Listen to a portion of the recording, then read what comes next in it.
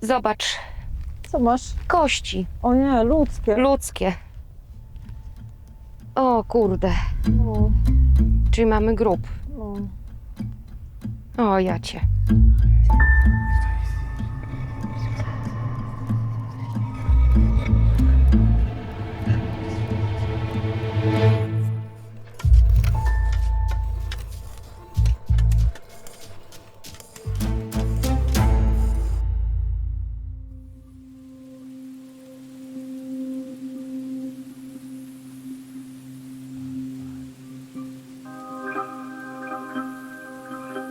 Jest to kolejne magiczne miejsce na mapie archeologicznej Lubelszczyzny, które przyciągało ludzi przez całe tysiąclecia.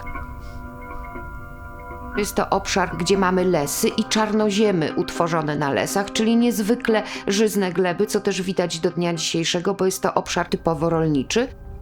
Ogromną rolę na pewno odgrywała rzeka Bug, która łączyła obszary północnej Polski z obszarami południowej i dalej z terenami Ukrainy.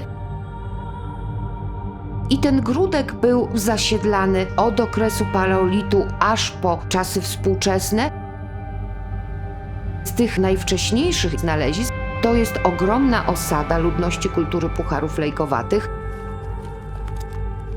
I ta ludność pozostawiła po sobie ślady po dawnych budynkach, po jamach gospodarczych i ogromną liczbę zabytków archeologicznych, które zalegają tam również na powierzchni pól, co ma związek z tą intensywną działalnością rolniczą w czasach współczesnych.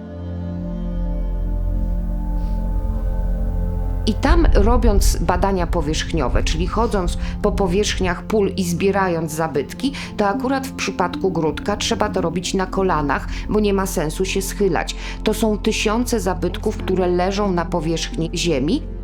Z racji tego, że mamy tam czarnoziemy, mamy tam lesy, zachowuje nam się organika. Stąd nawet z kultur sprzed kilku tysięcy lat zachowują się na przykład narzędzia kościane, zachowują się jakieś ozdoby z kości czy z muszli. Drugi, najintensywniejszy epizod osadniczy był związany z osadnictwem Gotów. Gotów, którzy przybyli do Kotliny Hrubieszowskiej pod koniec II, w początku III wieku po Chrystusie z północnej Polski i zasiedlili cały ten obszar. I Gródek obok Masłomęcza to były dwa takie główne centra ich aktywności w Kotlinie Hrubieszowskiej.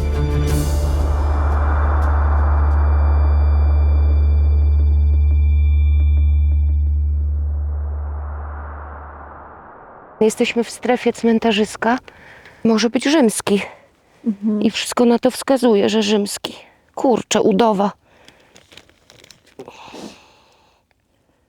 Ja cię kręcę. No to już po grobie, tak naprawdę. Jak udowa jest na górze.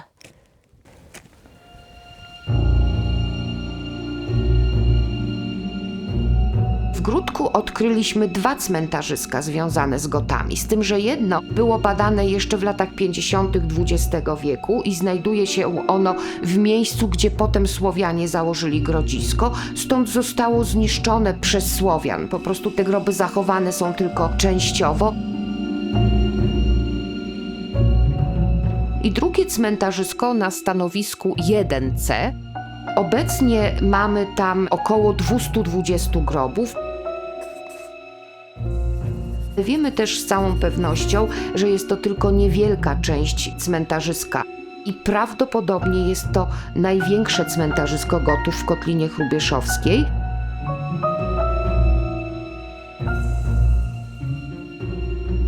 W Gródku znaleźliśmy na przykład grób dziecka, tylko kości były na różnych poziomach, razem z zabytkami. Tu kawałek nogi, tam kawałek ręki, na przestrzeni tam powiedzmy pół metra. Nie było śladów po otwarciu grobu, czyli nikt się tam nie wkopał i nie wymieszał, prawda? I była czaszka. Jak to czaszka dziecka nie jest zrośnięta, ale leżała jakby cała. Wzięliśmy ją do bazy, żeby ją umyć. Studenci ją myli i nagle słyszę taki wrzask. Pierwotnie pierwotniaka mamy. Ja mówię, co wy macie? Jakiego pierwotniaka? Okazało się, że w tej czaszce są zamknięte kości tego dziecka, część kości. One się tam nie dostały przez przypadek, tylko najprostsza interpretacja jest taka, że to ciało musiało się rozłożyć gdzie indziej i potem część tych kości zamknęli w czaszce, położyli, resztę wrzucili i sobie poszli. Byli szurnięci pod tym względem, ale tam.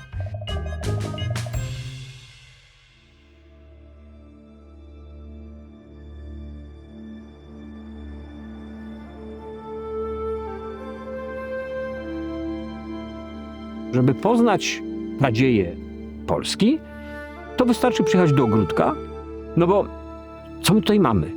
Najstarsze wyobrażenie konia skąd jest w Europie? No z ogródka nad Bugiem. Najstarsze perfumy na północ od Limesu rzymskiego, gdzie zostały odkryte? W ogródku nad Bugiem. Pierwszy przykład zastosowania niklu skąd jest znany? Z ogródka nad Bugiem. No, naprawdę. To jest też super. No to jest super. Najstarsze próby platerowania zabytków amalgamatami złotymi, czy też platerowania srebrem, cyną, skąd są? Z ogródka nad Bugiem. A jak to? Na tym krańcu Europy jest takie miejsce, gdzie są materiały pochodzące z Chin, gdzie są materiały pochodzące z Palestyny, gdzie są materiały pochodzące z Portugalii, gdzie to wszystko nagle się skupia w tym jednym miejscu. Jak to się stało, że to się tutaj znalazło? A, tutaj są.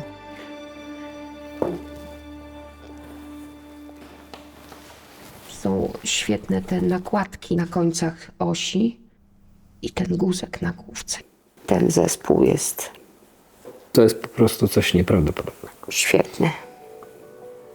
To, że brakuje tych ostrych końców, to jest wynik czasu, czy też intencjonalnie obcięli składając do nad to tym by się trzeba nie- też nad zobaczyć. tym się nie trasować, zastanawiałam. czy nie? Jak to wygląda. Mogłoby, że oni odłamali na przykład końcówki, uśmiercili przedmiot. No jest to bardzo prawdopodobne. Ale są rewelacyjne. Myśmy nawet procenta nie ujawnili ze skarbów Gródka, ale w dużej mierze potrafimy opisać prahistorię Europy Środkowej, starożytność Europy Środkowej, nie wychodząc z Gródka. Zobaczymy, ile tego tu jest. Sporo tych kości ludzkich. Kości jest mnóstwo, polepy. Ale zobacz, są To też... jest ceramika. To jest chyba rdzeń przerobiony na jakiś Na tłuk tłuczek albo albo rozcieracz. rozcieracz, nie? Tak. Tak to wygląda. Najnowsze badania z tego terenu ujawniły słowiańskie pochówki szkieletowe z VIII wieku. Odkrycie jest wyjątkowe, bo wcześni Słowianie zazwyczaj palili swoich zmarłych. Dlatego między innymi tak trudno badać ich najstarsze dzieje.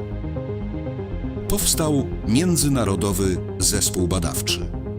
Wyniki badań genetycznych opublikowano w Nature. Wiemy zatem, że u schyłku starożytności niemal wszyscy Goci opuścili Kotlinę Hrubieszowską, a na ich miejsce w V-VI wieku pojawiła się nowa ludność ze wschodu, prawdopodobnie z pogranicza dzisiejszej Ukrainy i Białorusi, z odmienną kulturą materialną i duchową. To byli pierwsi Słowianie. U ujścia Huczwy do Bugu wybudowali z czasem imponujący gród. Zachował się niewielki fragment. Nie wiemy, jak duży to był obiekt. Huczwa była wtedy rzeką spławną. Pływały tędy statki, które miały nawet do 20 metrów długości i to one przywoziły te niesamowite towary. Wokół tego grodu znajdują się oczywiście cmentarzyska. Z epoki znajdują się osiedla, które obsługiwały gród. 1300 stanowisk archeologicznych na terenie gminy i myślę, jedno z najcenniejszych to jest tutaj, w tym miejscu, w którym właśnie stoimy. Wiedzieliśmy, że to jest tak cenne stanowisko, że trzeba to zabezpieczyć.